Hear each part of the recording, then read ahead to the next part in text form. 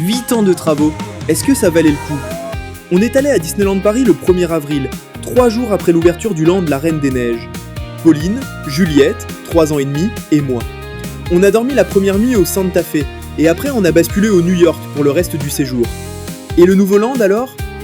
Bon, déjà on y a accédé grâce à l'heure de magie en plus, et on a fait Frozen Ever After en moins de 20 minutes avec les Fast-Pass.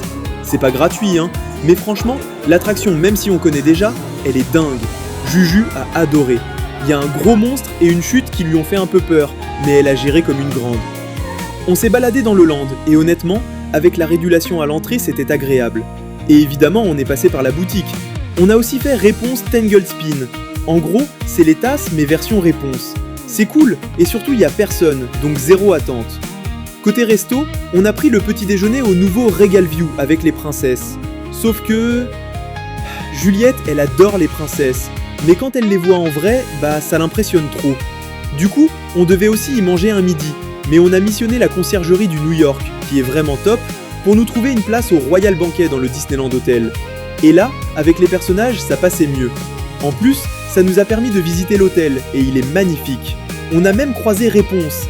La parade A Million Splashes of Color, on l'a vue au moins 3 fois. C'est le hasard des attractions qui nous faisait tomber dessus à chaque fois.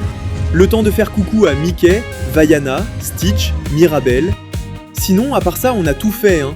Les parachutes 2 fois, la tour de la terreur, It's a Small World 4 fois, quasiment toutes les attractions, presque tous les spectacles. On a même essayé de soulever le marteau de Thor. Et puis voilà, on est rentré à la maison, des étoiles plein les yeux en attendant la prochaine fois.